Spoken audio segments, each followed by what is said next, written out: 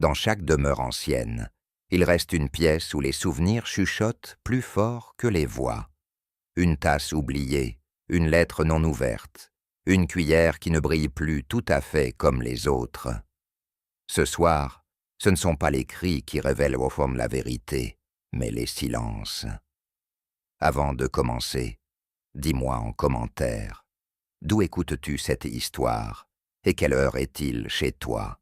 Alors, allons-y. Ce matin-là, alors que le ciel de province semblait hésiter entre la pluie et la clarté, Poirot et moi marchions lentement sur l'allée gravillonnée d'une petite ville thermale, respirant un calme presque provincial. Une lettre glissée la veille sous notre porte, signée d'une certaine Madame Lucienne Vernet, avait convié mon ami au thé dans le salon d'un hôtel particulier. Poirot s'était d'abord montré réticent.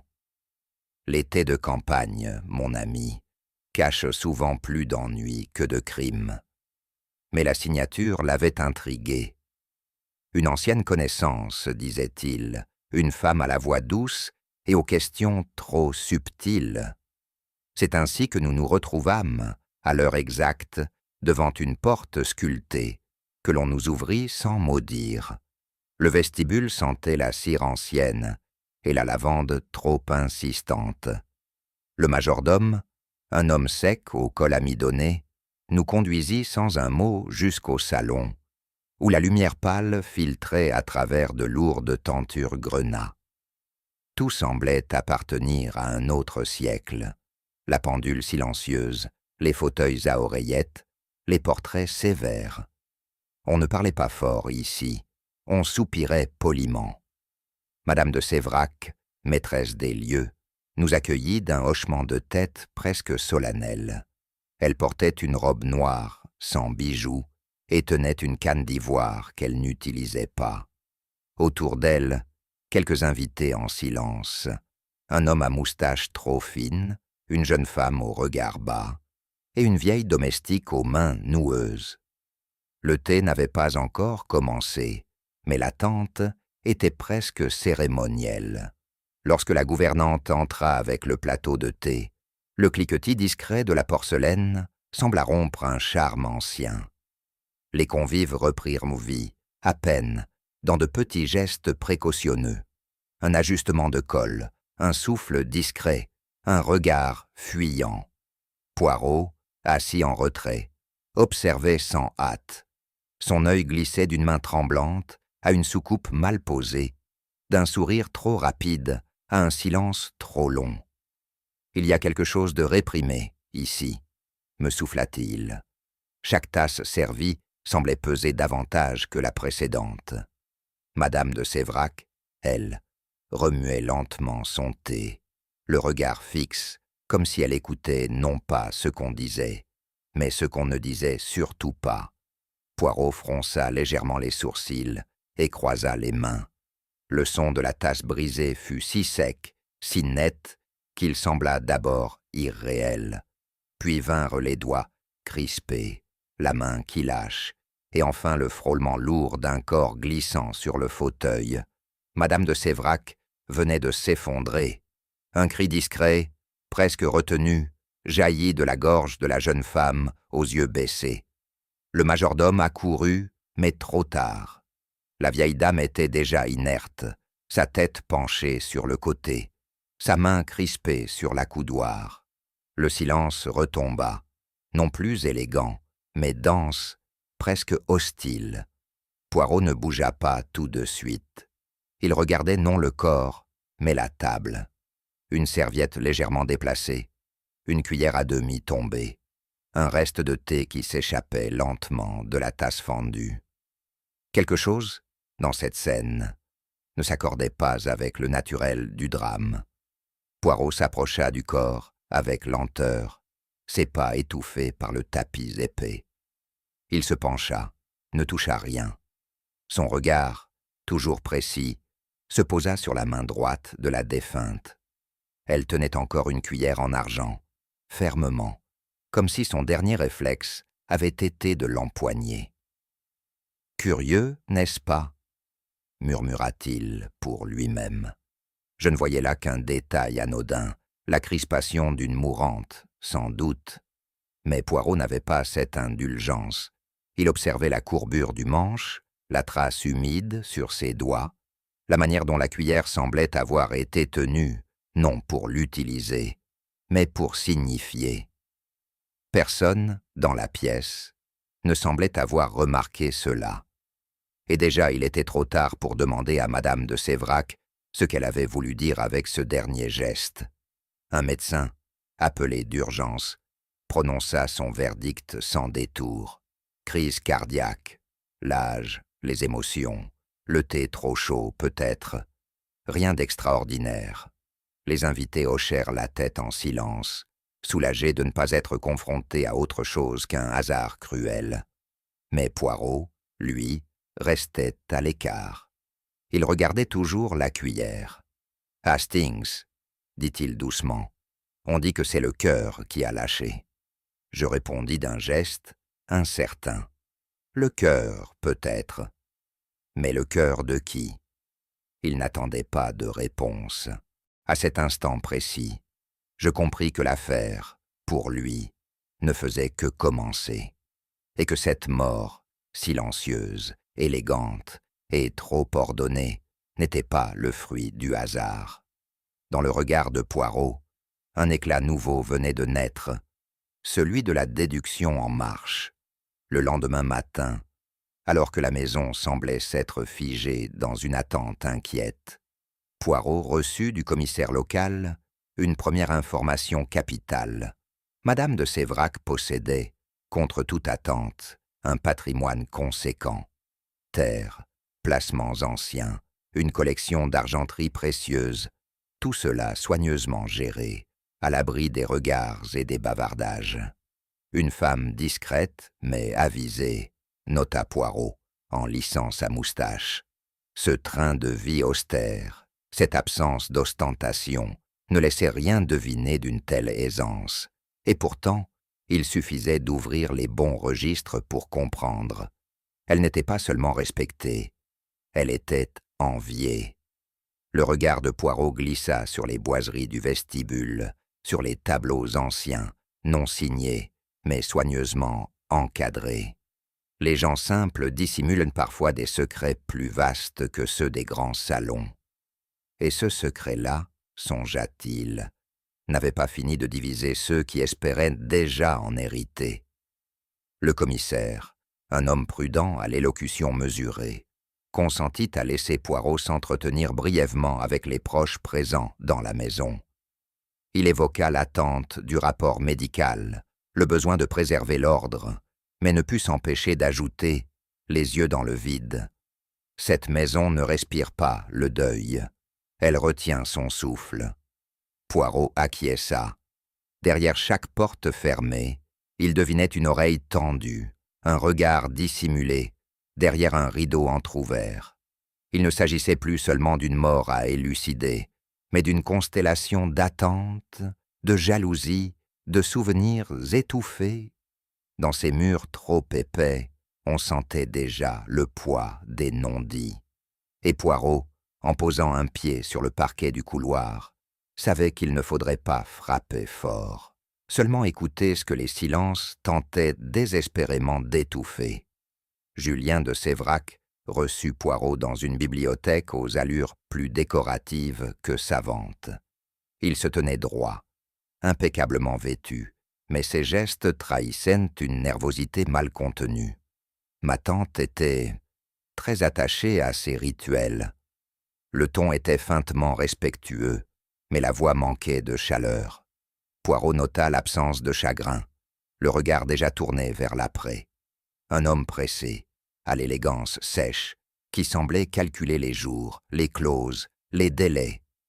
Elle n'a laissé aucun message, aucun mot. Julien haussa les épaules. Il n'avait guère de temps pour les élans affectifs. Poirot incline légèrement la tête, comme pour clore la conversation.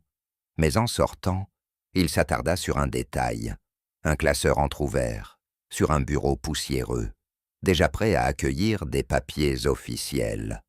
Certains deuils s'annoncent trop organisés pour être sincères. Dans un petit salon attenant, Clara, la nièce, tricotait en silence. Une croix discrète pendait à son cou, et ses doigts, pâles, s'agitaient sans rythme. Elle accueillit Poirot avec douceur, mais sans chaleur excessive. Ses réponses étaient polies, courtes, mesurées. Ma tante était réservée, très exigeante aussi. Il y avait dans sa voix un respect teinté de crainte ou de fatigue. Lorsque Poirot évoqua la question de l'héritage, elle baissa les yeux, comme si la seule idée de l'argent la gênait. « Je n'attends rien. Ce n'est pas mon affaire. » Mais ce détachement paraissait trop prompt, trop parfait. Poirot, en prenant congé, croisa son regard. Un instant fugace, une ombre presque imperceptible, comme si quelque chose, en elle, avait été contenu trop longtemps pour ne pas finir par s'échapper. Armand Latour était un homme de goût, et il tenait à ce que cela se voie. Foulard de soie, bouton de manchette, ancien, et cette façon légèrement affectée de prononcer chaque mot. Il affirma ne pas avoir connu Madame de Sévérac de manière intime. J'admirais surtout sa collection. Ce service d'argenterie Second Empire, unique. Poirot nota la précision, le choix des mots. Il ne parlait pas d'une femme, mais d'un objet. Quand l'enquêteur lui demanda s'il avait déjà remarqué des tensions, Latour répondit par une esquive élégante. « Dans toute maison ancienne, monsieur, les murs parlent, mais chacun les entend différemment. » Poirot incline la tête, appréciant la formule.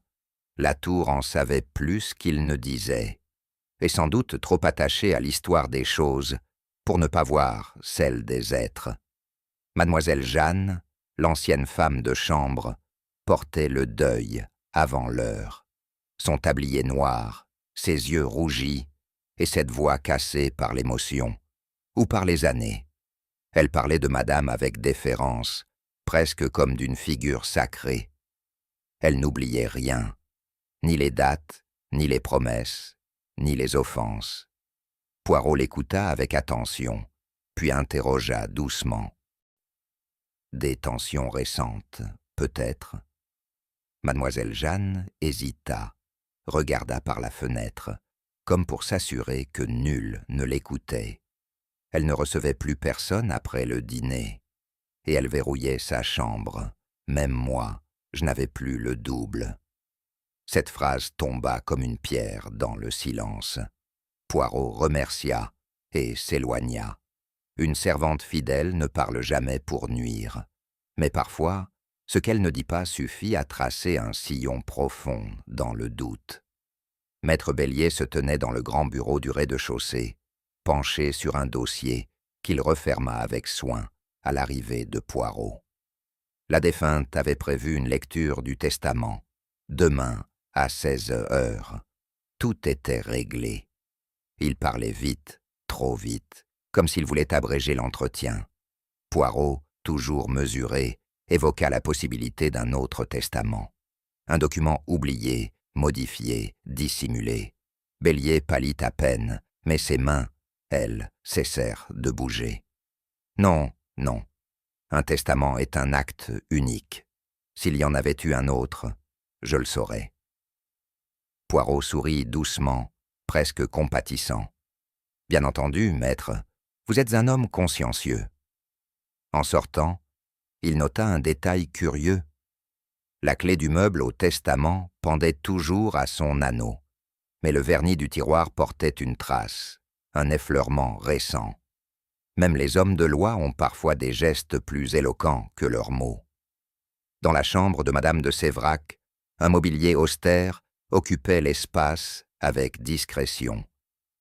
Un secrétaire ancien, aux lignes droites, trônait sous le miroir.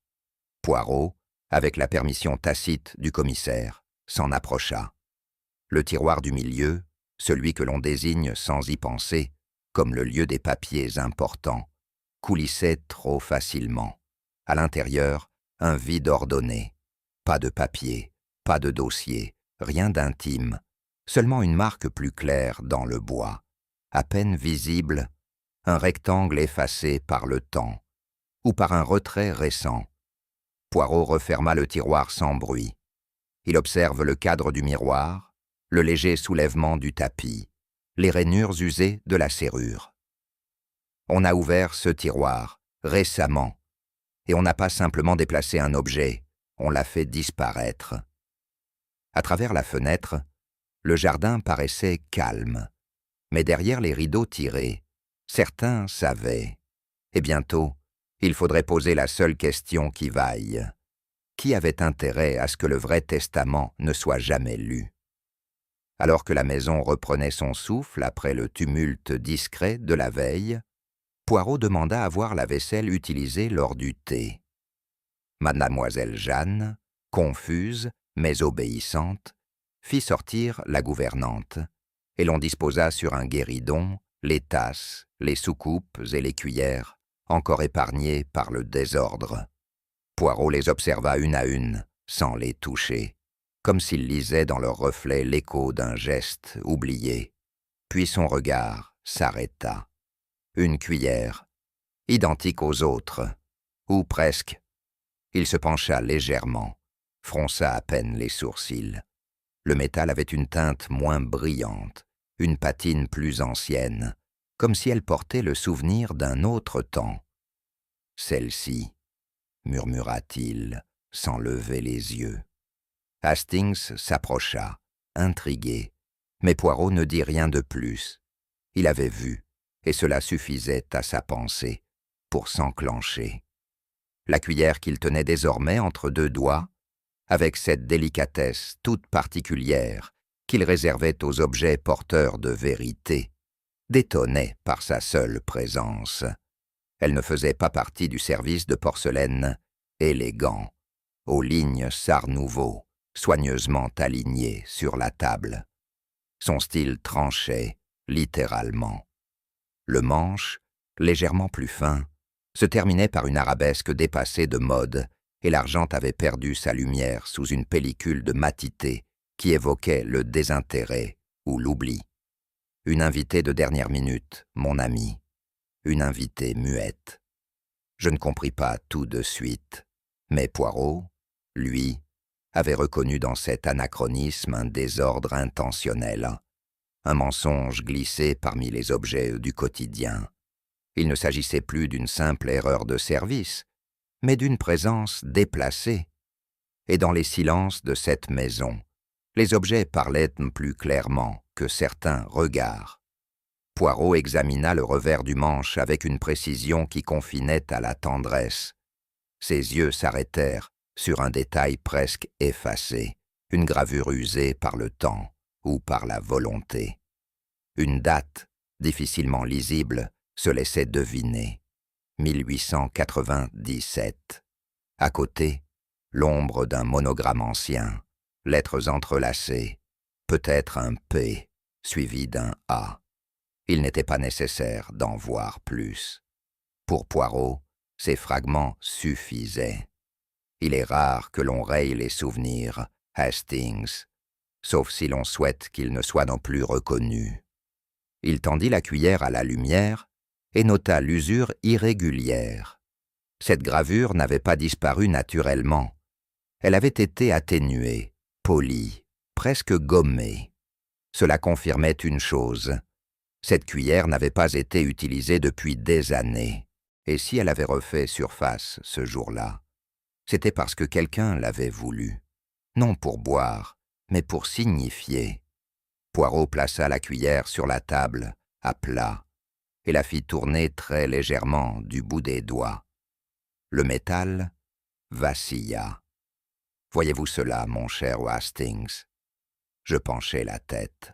Le manche n'était pas droit. Une courbure discrète, presque imperceptible à l'œil inattentif, le faisait remonter d'1 millimètre. Une torsion volontaire, ou le fruit d'un geste ancien, souvent répété. Ce détail, que personne n'aurait remarqué, fascinait Poirot, car il révélait autre chose, une habitude, une manière personnelle de tenir ou de ranger l'objet, une déformation comme une empreinte silencieuse, un souvenir inscrit dans le métal. Et dans cette maison où chacun parlait à voix basse, les courbures racontaient plus que les déclarations. C'est à mademoiselle Jeanne que Poirot choisit de poser la question, sur un ton si anodin qu'elle ne perçut pas immédiatement le piège. « Cette cuillère, dites-moi, faisait-elle partie du service utilisé habituellement au salon ?» La vieille servante hésita. « Non, monsieur.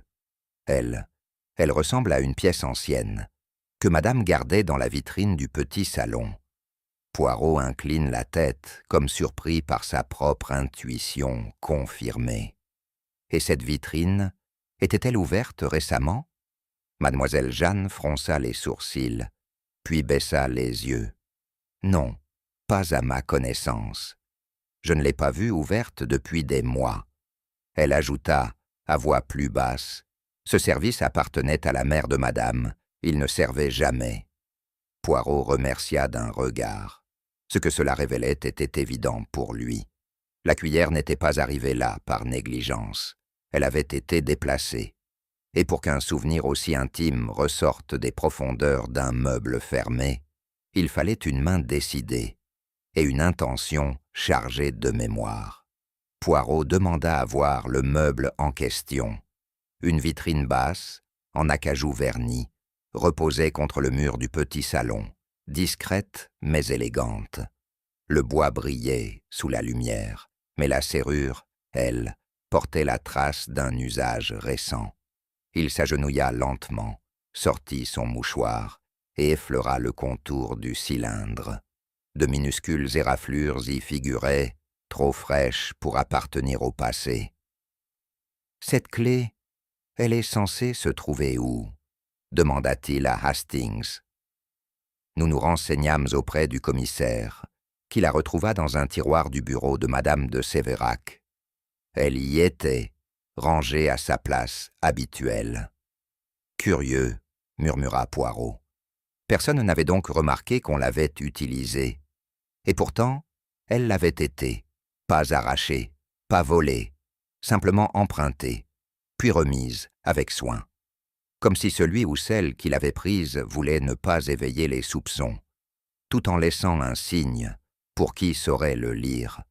Et Poirot, lui, savait. Alors que nous regagnions le vestibule, je finis par interroger mon ami. « Tout cela pour une cuillère, Poirot ? » « Vous me surprenez. » Il s'arrêta, son regard posé sur moi, non avec agacement, mais avec cette bienveillance amusée qu'il réservait à mes naïvetés. « Mon cher Hastings, ce n'est pas la cuillère en soi qui importe, c'est ce qu'elle avait été chargée de dire. » Je restais silencieux. Il poursuivit. « On ne place pas un objet ancien, incongru, dans la main d'une mourante sans raison. C'est une déclaration, une injonction. » Je frissonnais. « Vous pensez que c'est un message ?» Pas un message, un cri silencieux. Quelqu'un voulait que cette cuillère soit vue, identifiée, peut-être même reconnue. Poirot replongea dans ses pensées. La question n'est pas seulement de savoir qui a mis cette cuillère dans la main de la victime, mais à qui elle était destinée, car un objet ne trahit que lorsqu'on veut qu'il trahisse. Et dans le grand calme de la maison, cette idée sembla soudain résonner plus fort qu'un mot prononcé. Il y avait, dans les mouvements du vieux jardinier, quelque chose de brisé, une lenteur, non pas due à l'âge, mais à une inquiétude sourde. Poirot l'avait remarqué, bien avant moi. Émile évitait les regards. Il disparaissait dès qu'une voix s'élevait, fuyait les couloirs, s'effaçait dans le fond des allées.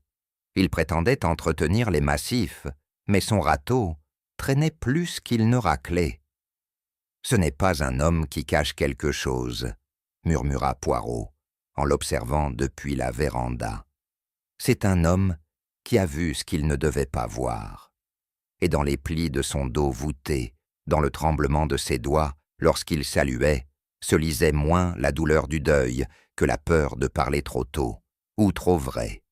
Et Poirot, dans sa sagesse silencieuse, choisit de ne pas brusquer ce silence. Encore, c'est moi qui, le lendemain, tombais sur Émile, penché sous un cerisier au fond du parc. Il m'aperçut, et je crus qu'il allait s'éloigner, mais quelque chose, dans ma posture, peut-être, le retint. Il resta figé un instant, puis me lança, la voix basse, sans détour. « Y a quelqu'un qui est monté au buffet, la veille. » Je fronçai les sourcils. « Quelqu'un? Vous l'avez vu ?» Il hocha la tête lentement. « J'ai vu une ombre, une silhouette, monsieur. » Dans le couloir. Elle a ouvert le tiroir au couvert. Pas fait de bruit. Mais j'ai entendu le cliquetis. Et je suis pas fou. Il se frotta les mains, comme s'il s'excusait. Je sais pas ce qu'il cherchait, mais c'était pas normal. Pas à cette heure-là. Je lui promis de ne pas répéter ces mots sans son accord. Mais déjà, dans son regard inquiet, je sentais qu'il avait plus à dire.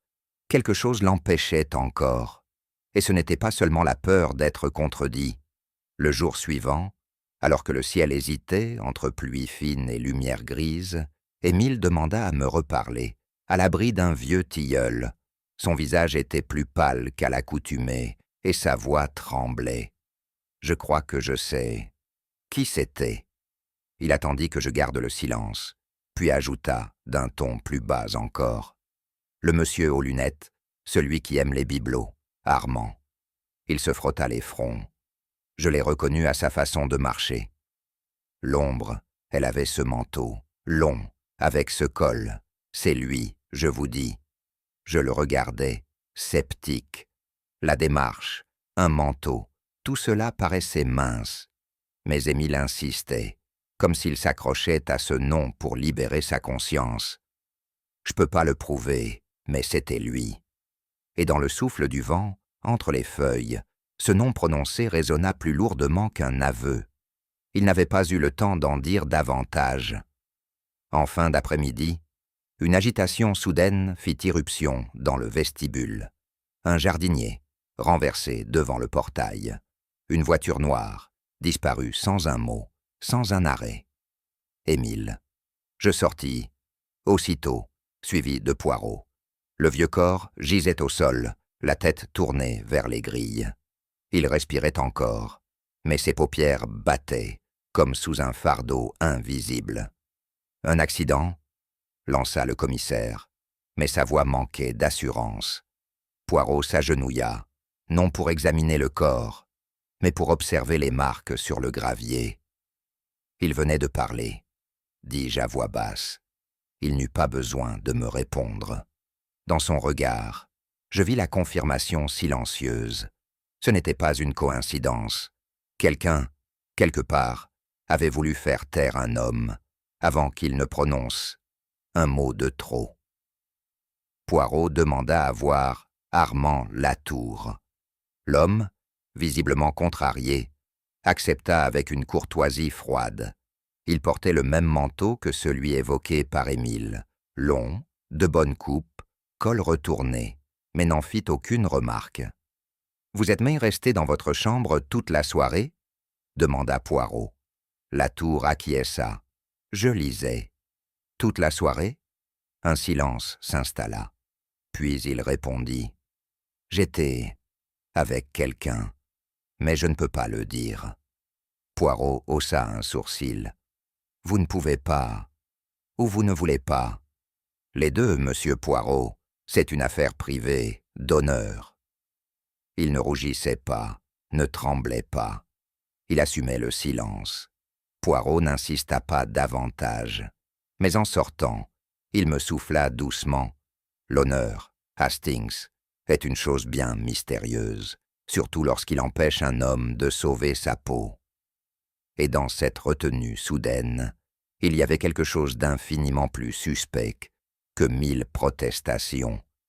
Dans le salon, Poirot se tenait debout, les bras croisés, face à la vitrine d'objets anciens. « Vous sentez, Hastings, cette piste, elle sent le tissu cousu trop vite. » Je ne répondis pas. Il poursuivit. « Accuser Armand, c'était commode. Il a le profil, l'attitude, le manteau. Il attire le soupçon, tout en le repoussant. Je me rappelais les mots d'Émile, son hésitation. Poirot, lui, semblait déjà plus loin. Et si cette désignation n'était pas une erreur, mais un leurre, un rideau qu'on agite pour détourner le regard? Il fit un pas vers la cheminée. Il faut toujours se demander à qui profite l'accusation. Puis il se tourna vers moi. Et surtout, qui avait intérêt à faire parler Émile pour mieux le faire taire? Le soupçon n'était plus une question, c'était une direction. Les jours suivants virent s'installer un climat lourd, presque étouffant. Les conversations se faisaient plus rares, les portes claquaient plus souvent qu'elles ne s'ouvraient.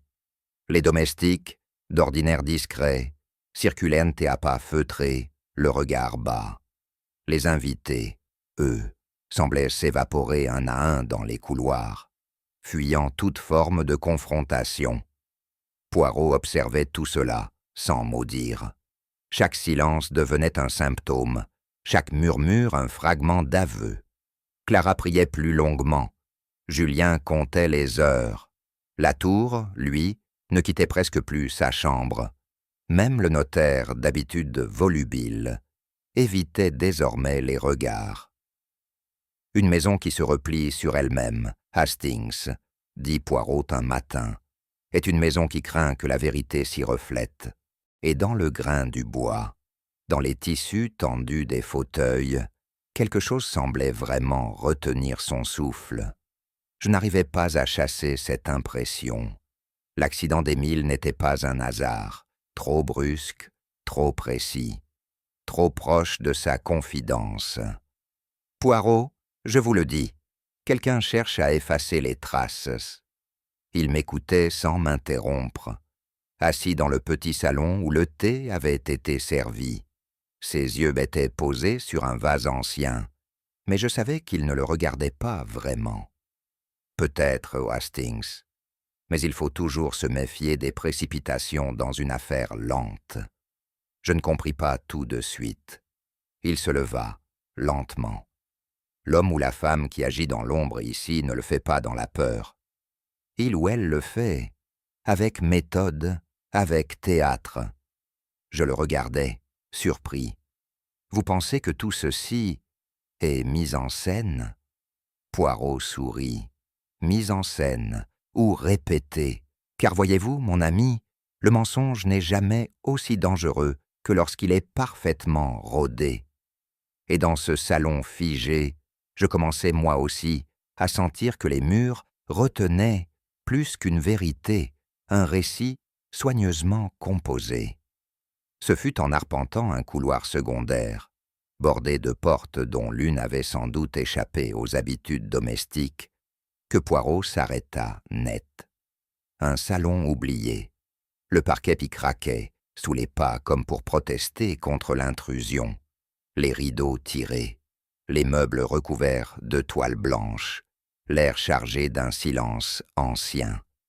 Dans un angle, un grand tableau se dressait, à moitié voilé par un drap jauni. L'oubli ne semblait pas accidentel, mais volontaire. Poirot s'approcha doucement. Il écarta le tissu avec lenteur, comme s'il craignait de déranger quelque chose de plus profond qu'un simple cadre. Les premières teintes apparurent, un bleu suranné, une touche de rouge fané, et une silhouette féminine, presque entièrement révélée. Poirot ne dit rien, mais le battement presque imperceptible de ses paupières laissait deviner que ce portrait, bien plus qu'un souvenir, allait ouvrir une faille. Le drap retiré, Poirot observa la toile.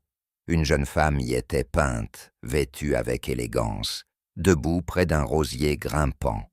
Mais le visage avait été gratté, non avec violence, non dans un accès de rage, plutôt avec une minutie froide, presque méthodique. La peinture y était usée, comme limée du bout d'un couteau ou d'une lame fine, jusqu'à faire disparaître les traits, ne laissant qu'une tache pâle, une absence douloureusement visible. Le reste du tableau, intact, révélait une main douée, un peintre délicat. Mais cette zone effacée devenait l'élément dominant, le vide au cœur du souvenir. Poirot fronça légèrement les sourcils. Il n'aimait pas les silences faits de gestes, et ce geste-là, silencieux et ancien, semblait chargé d'un secret que nul n'avait voulu dire, mais que quelqu'un, un jour, avait voulu faire disparaître des regards. Mademoiselle Jeanne sursauta légèrement en voyant Poirot ressortir du salon inusité.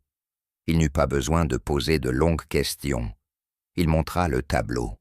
Elle pâlit un peu, mais se ressaisit. Ce salon n'était plus utilisé depuis longtemps. Madame ne souhaitait plus y entrer. Poirot la fixa calmement. « Depuis combien de temps ?» Elle hésita. « Depuis avant la guerre, je crois. » Sa voix s'érailla légèrement sur ce mot. Puis elle ajouta, comme en défense, « Personne n'a touché au tableau. Il a toujours été ainsi. » Toujours? Ou depuis que quelqu'un y avait effacé un visage? Mademoiselle Jeanne regarda ses mains noueuses, et Poirot comprit qu'elle ne mentait pas, mais qu'elle taisait, car il y a des vérités anciennes que même les serviteurs fidèles préfèrent oublier, de peur qu'elles ne contaminent les vivants. Et dans la poussière de ce salon flottait un silence fait de choses trop longtemps murmurées à mi-voix. Maître Bélier, convoqué dans le bureau du rez-de-chaussée, parut surpris par la direction que prenait l'enquête. Mais lorsque Poirot évoqua le tableau, puis le visage gratté, son regard se durcit un instant, comme sous l'effet d'un souvenir trop bien conservé.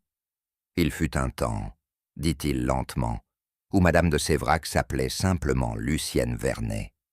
Poirot ne dit rien. Et ce fut aussi un temps où elle aimait un homme qu'elle n'aurait jamais dû aimer. Le notaire se leva, marcha jusqu'à la fenêtre. C'était durant l'Occupation. Il s'appelait Paul-Alain Maréchal, officiellement disparu, probablement mort en 1944. Poirot attendit. Cette liaison n'a jamais été officialisée. Elle fut étouffée, puis effacée. Il tourna légèrement la tête. Je ne sais pas si Madame l'a pleuré, mais elle a cessé de faire peindre ses portraits, et elle n'est plus jamais revenue dans ce salon. L'oubli avait été organisé, mais tout oubli finit, un jour, par se fissurer. Resté seul, Poirot retourna dans le petit salon. Son instinct l'attira vers un secrétaire en acajou, discret, mais trop bien ciré pour être totalement oublié. Il ouvrit doucement le premier tiroir. Quelques feuillets sans importance, un carnet de prières. Le second était plus résistant. À l'intérieur, dissimulé sous une nappe ancienne, un feuillet partiellement brûlé reposait, replié sur lui-même. Poirot le prit avec soin. Les bords étaient noirs, friables, mais au centre demeuraient quelques mots, griffonnés à l'encre violette. Vuire, danger, à l'aube.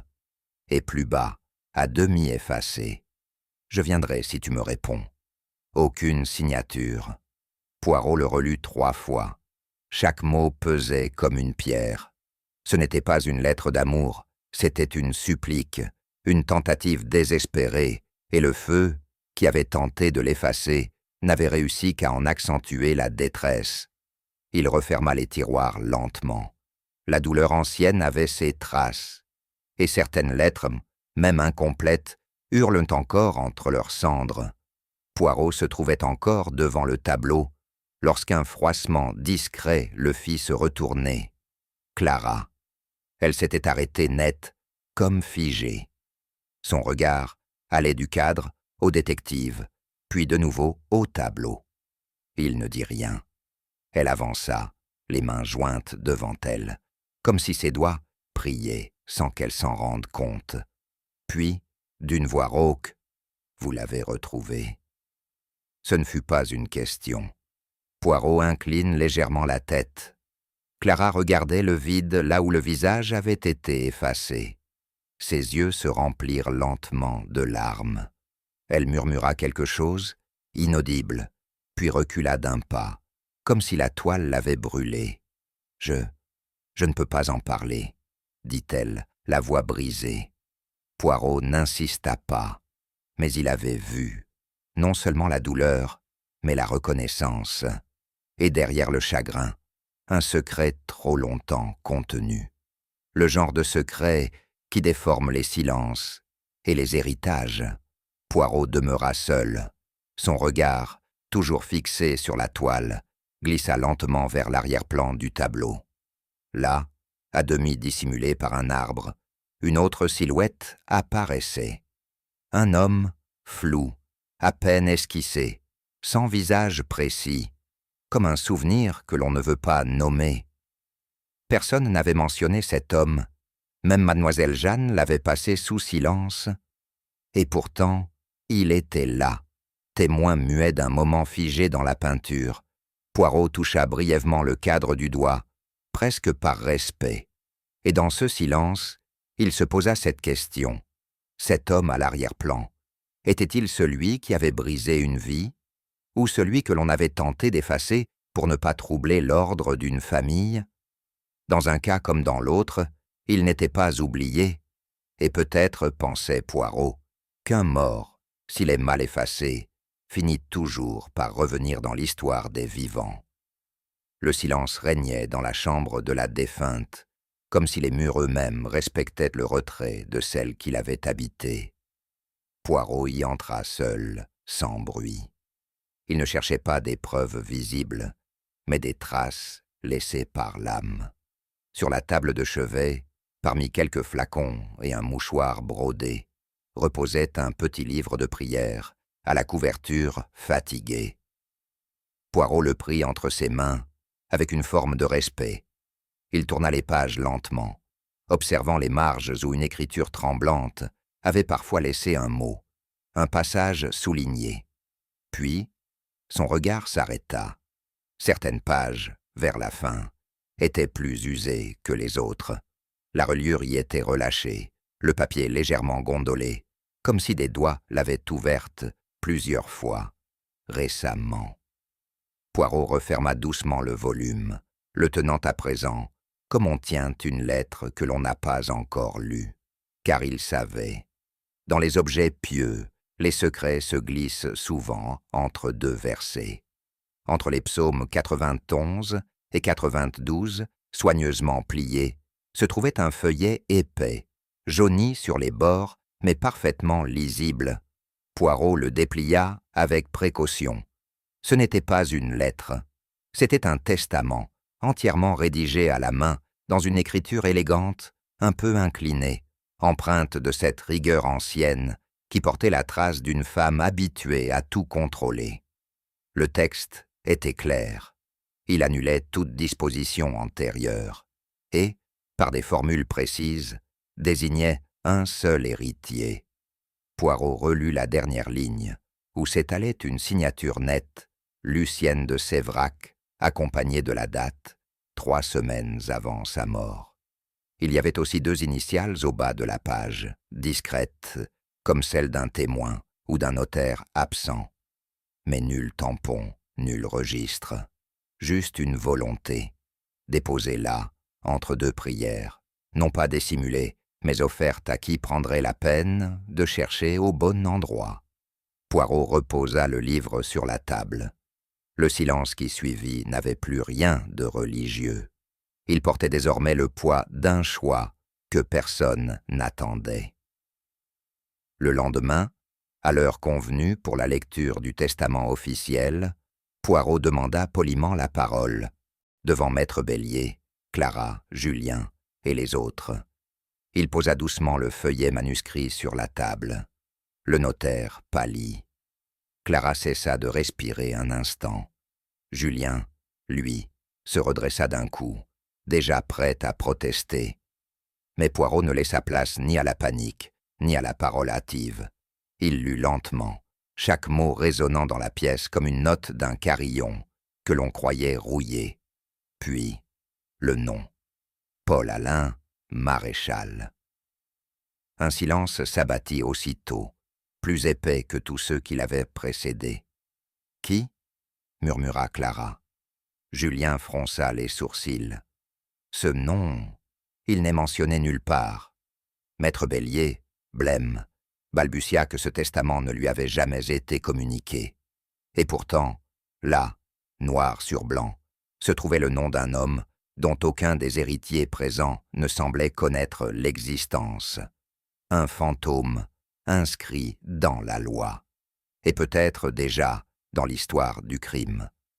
Poirot fit examiner le document par un spécialiste discret, dont les compétences n'étaient plus à prouver. Quelques heures plus tard, le rapport lui parvint. Encre authentique, papier ancien, mais parfaitement daté. Et surtout, écriture identifiée sans doute possible, comme celle de Lucienne de Séverac. Rien n'indiquait de falsification, aucun ajout, aucune supercherie. Le testament était valide, et la date, 3 semaines avant la mort, lui donnait une puissance terrible. Poirot, assis dans le petit salon, réfléchissait en silence. 3 semaines, c'était assez pour mûrir un acte, assez aussi pour semer une tempête dans une maison habituée au silence. Un testament écrit seul, sans témoin, déposé là où personne ne chercherait, sauf celui qui comprend les gestes de solitude. Poirot se leva lentement. Il savait désormais que la clé du mobile n'était plus à chercher dans l'avidité, mais dans une blessure bien plus ancienne, et que le nom inscrit sur le papier n'était pas un ajout récent, mais une vérité longtemps tue.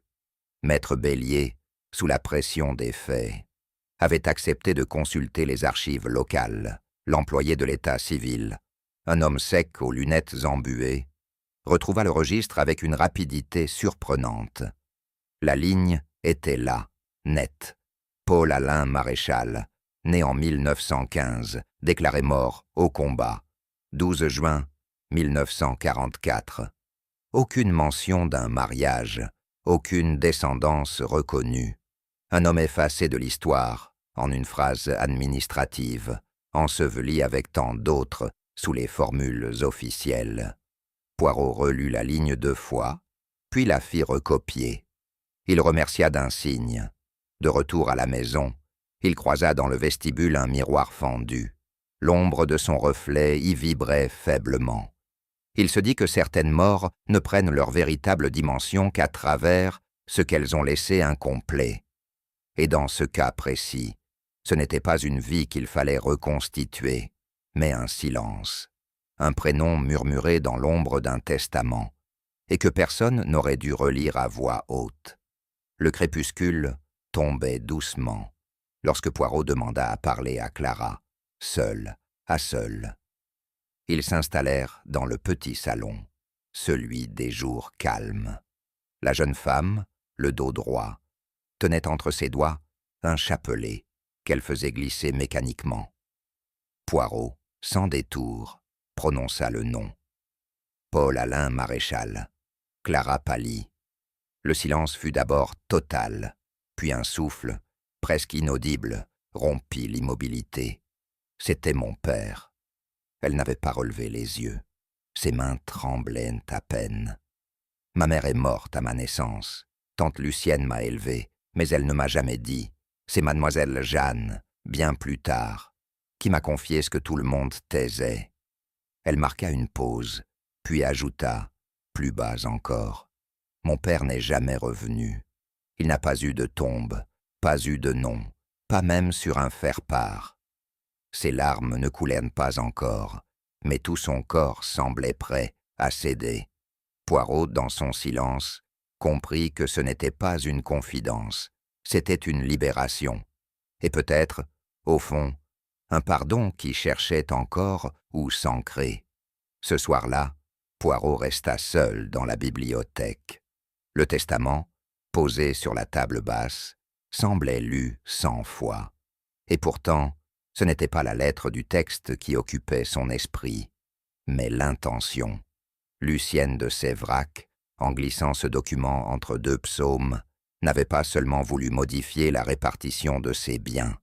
Elle avait voulu faire apparaître une vérité, peut-être trop tard, peut-être maladroitement, mais sincèrement. Elle avait tenté de réparer, de nommer enfin un homme dont elle avait autrefois voulu effacer le nom. Non pour le monde, mais pour une seule personne, Clara.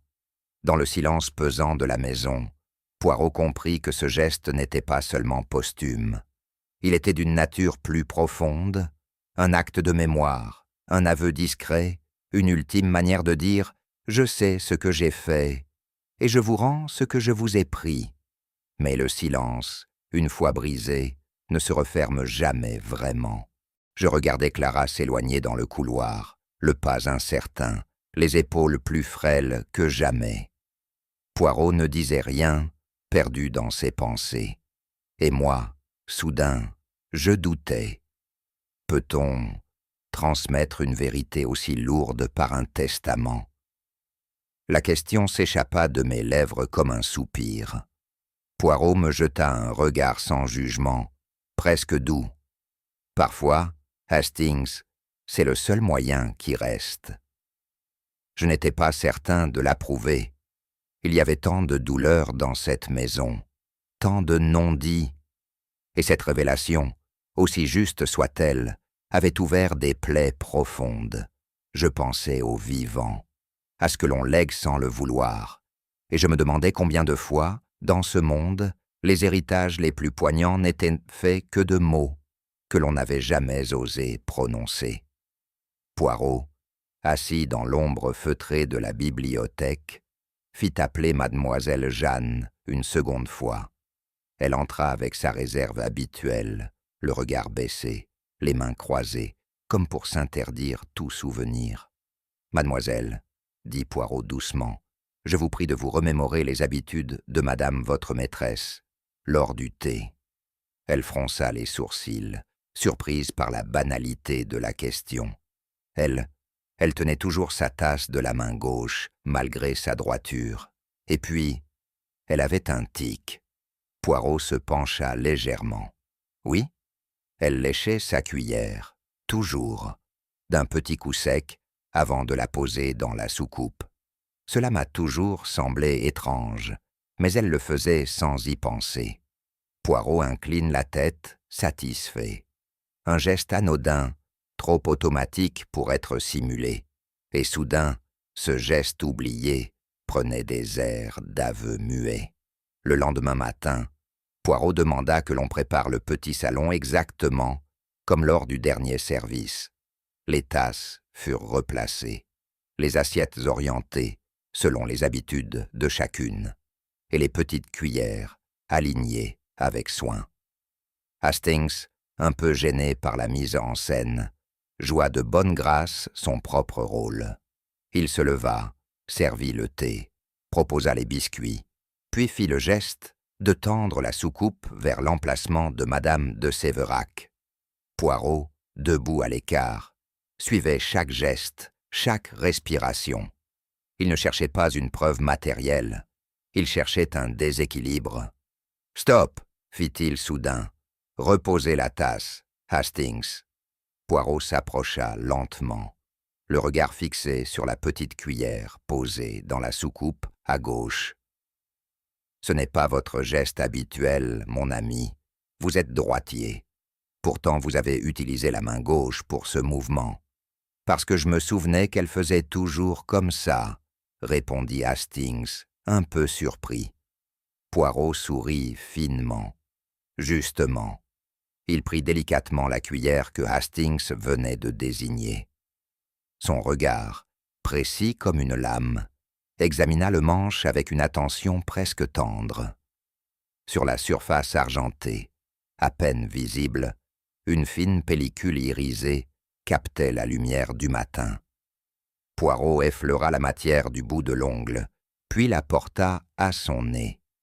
Pas d'odeur, rien d'inhabituel pour un œil profane. Mais lui n'était pas profane. Il enroula un mouchoir propre autour du couvert et le rangea soigneusement dans sa poche intérieure. « Hastings, » dit-il avec calme, « cette cuillère n'est pas comme les autres. Elle porte une trace infime, mais non naturelle. Du sucre? Non, mon ami. quelque chose de plus subtil, un résidu possiblement chimique. Il se détourna, pensif. Nous ferons analyser cela à Paris. Mais j'ai ma conviction. Hastings fronça les sourcils. Vous pensez qu'elle a été enduite? Poirot ne répondit pas tout de suite. Il regarda longuement la table dressée. Non, dit-il enfin. Pas simplement enduite, ciblée. Poirot resta longuement immobile, les doigts croisés sous le menton. Le geste de lécher la cuillère, si banal, si ancré dans les habitudes, devenait la clé. Le poison, s'il y en avait un, n'avait pas été mélangé au thé, ni dissimulé dans un biscuit, non. Il avait été placé sur le manche même de la cuillère, à l'endroit précis où les lèvres de la victime se poseraient. Et seul quelqu'un connaissant ce geste aurait pu imaginer une méthode si particulière. Poirot pensa à mademoiselle Jeanne, à son observation précise, à Clara, trop jeune encore pour avoir songé à cela, et à l'ombre plus lointaine, celle qui connaissait tout. C'est une main aimante ou une main rancunière qui a préparé cela, murmura-t-il. Mais une main qui savait. Hastings l'interrogea du regard, confus. Poirot ne précisa pas. Il savait que dans cette affaire, le véritable mobile n'était pas la haine, c'était la mémoire. Tout, dans cette pièce, parlait de répétition.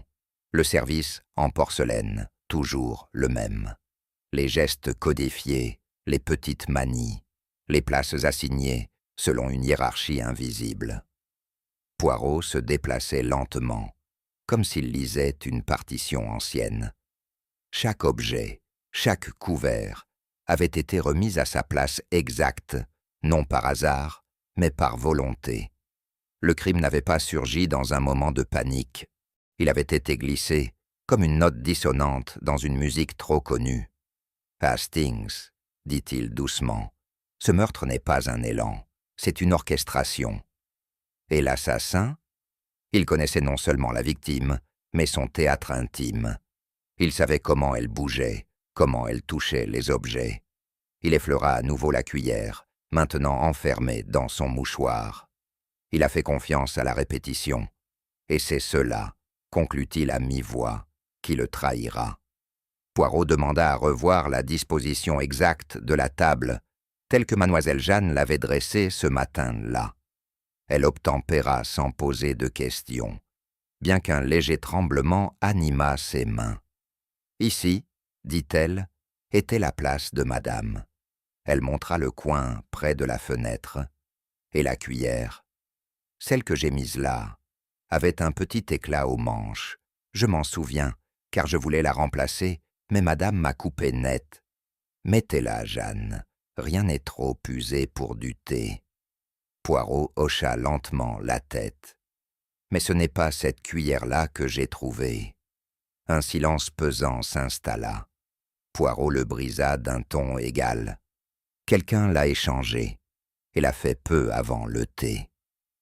Il regarda mademoiselle Jeanne sans la brusquer. Qui dans cette maison aurait eu accès à la pièce juste avant l'arrivée des invités? Elle hésita, et dans ce flottement, Poirot comprit que la réponse ne tenait pas à une clé, mais à une habitude que l'on n'avait pas jugée suspecte. Le grand salon s'était rempli lentement, dans un silence que nul n'osait briser. Les volets, à demi tirés, laissaient filtrer une lumière adoucie par l'heure et la saison. Chacun avait pris place sans protester, sans même un murmure. Le notaire, raide dans son fauteuil bas, mademoiselle Jeanne, droite et pâle près de la porte. Clara, les mains nouées, le regard fuyant, et le docteur Malvaut, adossé à la cheminée, feignant l'indifférence. Poirot se tenait debout, à sa place, non pas centrale, mais dominante. « Mes amis, dit-il avec une gravité mesurée, nous sommes arrivés au terme d'un chemin semé de souvenirs et de silence. » Il laissa passer quelques secondes. « Ce que je vais dire n'est pas un jugement, ce n'est pas la loi, mais c'est la vérité. Un frémissement parcourut l'assemblée. Hastings, fidèle à sa position d'observateur, resta légèrement en retrait. Il avait appris à reconnaître dans le calme de son ami le frisson avant l'orage. Poirot ajusta les poignets de sa manche. « Commençons. » « Ce crime, » reprit Poirot d'un ton posé, ne fut pas commis dans l'élan. Il fut pensé, répété, en silence, inséré dans un rituel anodin. Il marqua une pause. Car qu'y a-t-il de plus banal, de plus innocent qu'une petite cuillère? Il se tourna légèrement vers Clara. Une cuillère que l'on porte à la bouche sans y penser. Une cuillère dont le manche devient l'instrument du crime. Le notaire fronça les sourcils, mais ne dit rien. Ce n'était pas un poison dans le thé, ni dans un gâteau. Rien de si grossier. C'était une substance déposée sur le métal, à l'endroit précis où Madame de Séverac, selon son habitude, léchait toujours sa cuillère. Il croisa les mains derrière le dos. Et pour cela, il fallait connaître non seulement le geste, mais l'intimité du geste. Il fallait l'avoir vu 100 fois, sans qu'on ne vous voie regarder. Son regard glissa vers mademoiselle Jeanne. La scène a été orchestrée. Les places, les objets, les habitudes. Rien n'était laissé au hasard. Mais ce sont justement ces petits hasards qui trahissent les grands desseins. Un souffle court passa dans la pièce. Poirot poursuivit, implacable. « Monsieur le notaire, » dit Poirot avec douceur, mais sans détour.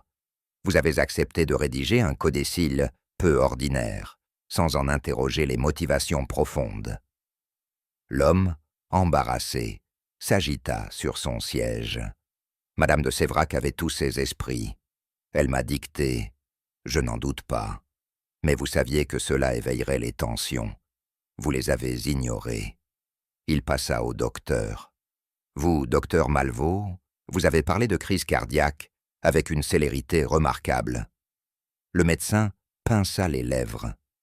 À son âge, avec ses antécédents. Mais vous n'avez pas examiné la cuillère, vous n'avez pas écouté les murmures. Poirot se retourna ensuite vers Clara. « Mademoiselle, vous avez menti par omission. Vous connaissiez l'identité de votre père. Vous saviez ce que représentait pour votre tante ce nom effacé. » Clara baissa la tête, le teint plus pâle encore. « Enfin, mademoiselle Jeanne, vous êtes loyale, oui, mais aussi silencieuse quand il ne fallait pas. Vous avez vu la cuillère déplacée, vous avez douté, et vous vous êtes tue. Personne ne protesta. Chaque masque s'était fissuré, mais sous la surface des fautes morales. Rien ne désignait un meurtrier. Rien, sinon, un détail. Un détail que Poirot gardait pour lui encore un instant. Puis il leva la main, et son regard se fit plus doux. Il ne reste, dit Poirot avec lenteur, qu'une vérité à nommer. Il regarda Clara sans dureté. « Théan, ce poison n'a pas été mis par haine. Il a été mis avec la conviction, erronée peut-être, qu'on rétablissait un ordre abîmé. » Clara ne répondit pas, mais son corps se figea. « Vous seul saviez qu'elle léchait sa cuillère. Vous seul l'aviez observée, non en domestique, mais en fille. Il s'approche de quelques pas. Vous n'avez pas voulu la tuer, pas au sens cruel, mais vous avez voulu qu'elle cède la place à une mémoire que, selon vous, elle avait trahie. Elle m'avait effacé, balbutia Clara, et lui aussi. Paul Alain n'était qu'un fantôme dans cette maison. » Poirot acquiesça avec une infinie tristesse. Mais un fantôme qu'elle voulait peut-être enfin réparer. Il désigna la lettre du testament. Ce nom, elle avait choisi de l'écrire. Trop tard, sans doute. Le silence revint, cette fois chargé d'un souffle plus calme. « La justice des hommes décidera, » dit-il en se tournant vers Hastings. « Mais celle du cœur, elle s'est déjà prononcée. » Et dans la lumière adoucie, la silhouette de Clara ne semblait plus coupable, mais brisée. Poirot s'approcha du guéridon, où reposait encore la cuillère fatale, soigneusement isolée dans un linge blanc. Il la prit avec précaution, comme on manipule un vestige ancien, porteur d'un secret presque sacré.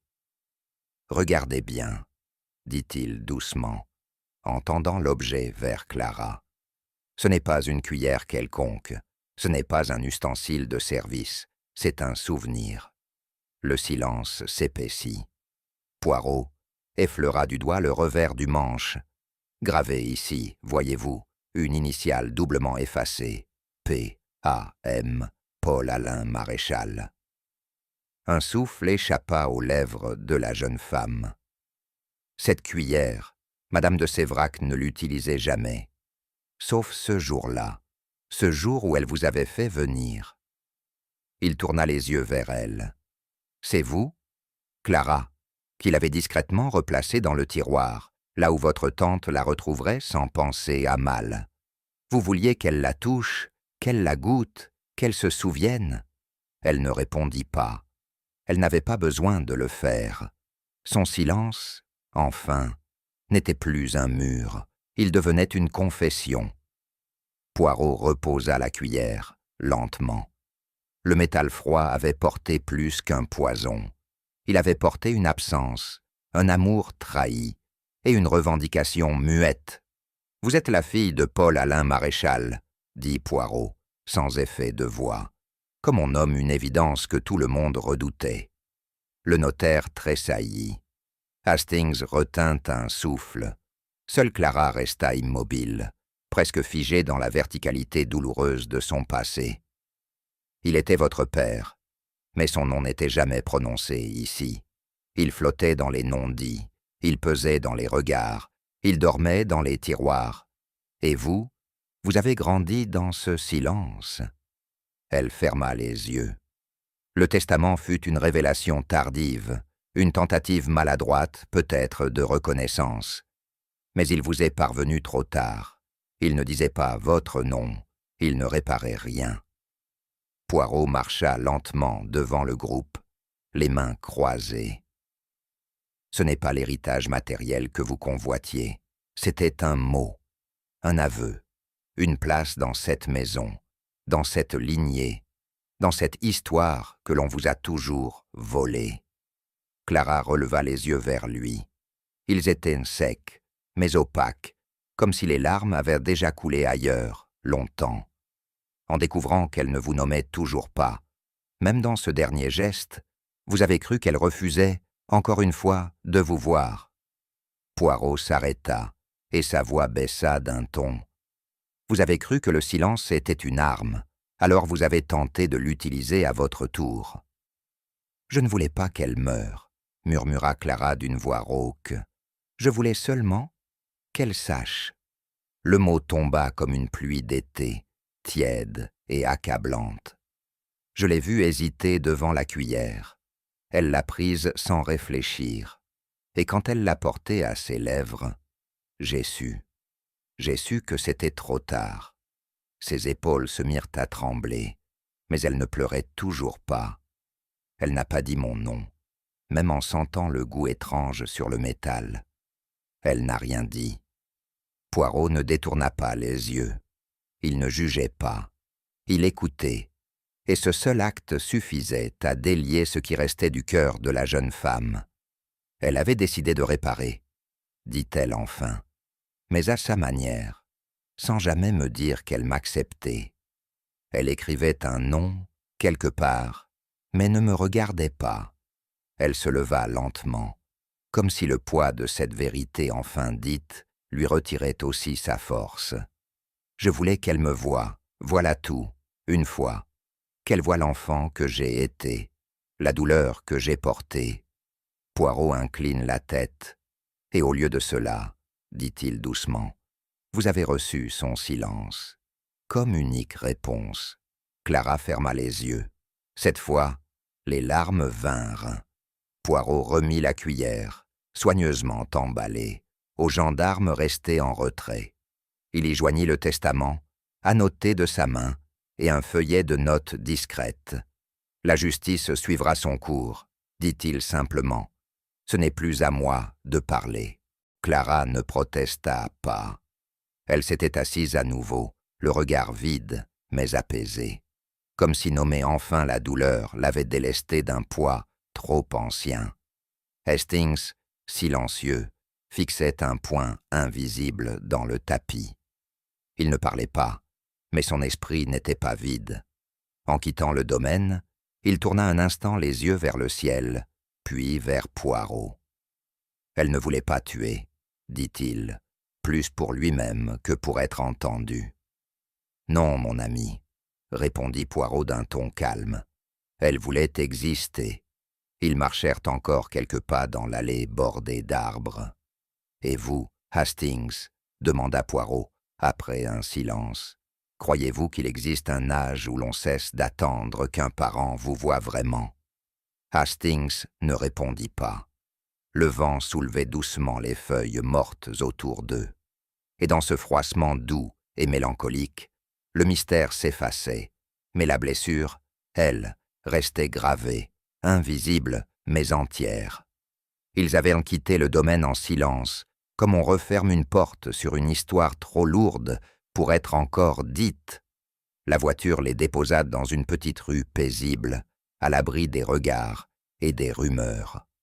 Poirot, sans un mot, choisit une table en retrait dans un salon de thé discret, où le tic-tac d'une horloge semblait battre à peine plus fort qu'un soupir. Le serveur, discret comme un majordome d'ancienne école, leur apporta 2 tasses de thé fumant, posées avec soin sur des sous-tasses anciennes. Hastings n'avait pas faim, mais il goûta néanmoins à un scone, plus par habitude que par envie. Poirot, quant à lui, semblait absorbé par une réflexion que seul lui connaissait. « Le calme, mon ami, n'est pas l'absence de bruit, » dit-il enfin. « C'est l'endroit où le tumulte intérieur trouve enfin où s'asseoir. » Hastings, intrigué, leva les yeux vers lui, sans poser encore la question qu'il avait sur le bout de la langue. Ce fut en ajoutant du sucre à son thé que Hastings remarqua la cuillère. Elle avait une forme particulière, légèrement torsadée aux manches, avec une minuscule gravure presque effacée. Un motif floral, peut-être, ou un monogramme. Il fronça les sourcils, son esprit encore hanté par les révélations du domaine. « Tiens, cette cuillère, » murmura-t-il. « Elle ressemble étrangement à celle de Madame de Séverac, non ?» Poirot baissa les yeux, puis sourit avec une douceur inhabituelle. « Il y a des formes qui reviennent, mon ami, comme si certains objets aimaient hanter les mémoires, ou les répéter. » Hastings la reposa sur sa soucoupe, un peu troublé. La scène du crime, l'éclat discret du métal, le goût amer du souvenir. Tout semblait vouloir se rejouer à distance. « Ce n'est qu'une coïncidence, bien sûr, » dit-il. Mais Poirot ne répondit pas tout de suite. Il regardait la cuillère comme on regarde une pensée ancienne, revenue par un détour inattendu. « Cette cuillère, » dit Poirot en la faisant légèrement tourner entre ses doigts, « est inoffensive. Elle ne porte ni poison, ni mensonge. Mais elle porte autre chose, mon ami. » Hastings haussa un sourcil, sceptique. « Quoi donc? Des souvenirs. » « Mieux que cela, » répondit Poirot avec un éclat de malice dans le regard. « Elle porte l'indifférence. Elle est un objet banal. Et c'est justement cela qui la rend si redoutable lorsqu'un crime s'en empare. » Il la reposa avec lenteur, comme pour souligner le poids symbolique de ce geste. Dans l'affaire de Madame de Séverac, la cuillère n'était qu'un véhicule. Ce qui comptait, c'était l'intention cachée derrière l'acte. Ce que la main savait, ce que le cœur taisait. Hastings baissa les yeux, pensif. Il comprenait mieux, à présent, pourquoi Poirot s'intéressait si souvent aux objets les plus anodins. Rien n'est jamais innocent pour vous, hein, Poirot? Et cette fois, le sourire fut plus grave. Poirot resta silencieux un instant, observant la vapeur qui montait de sa tasse s'élevant en volutes discrètes, comme des pensées qu'on ne dit pas. Il est des objets, dit-il enfin, qui gardent mieux les secrets que les hommes. Ils ne parlent pas, ils n'accusent pas, mais ils savent. Hastings écoutait sans interrompre. La voix de son ami s'était faite plus lente, presque méditative. Pourtant, parfois, il suffit d'un son, le tintement d'un couvert mal reposé, une hésitation dans un geste répété, et tout devient clair. Les silences, voyez-vous, ne sont jamais vraiment silencieux. Le bruit d'une cloche au loin, léger, ramena le moment dans sa réalité. Mais pour Hastings, les paroles de Poirot résonnaient encore comme un écho. « Vous croyez que Clara comprendra, un jour ?» demanda-t-il. Poirot ne répondit pas. Il porta la tasse à ses lèvres, doucement, comme s'il buvait une vérité trop ancienne pour être dite à voix haute. Dans le sillage d'un simple objet oublié, toute une vie a retrouvé sa voix. Et vous, jusqu'où iriez-vous pour faire entendre ce que d'autres ont choisi d'oublier? Si cette histoire vous a touché, likez, commentez votre réponse et abonnez-vous pour découvrir d'autres vérités en silence. Parfois, ce sont les cœurs brisés qui murmurent les plus justes confessions.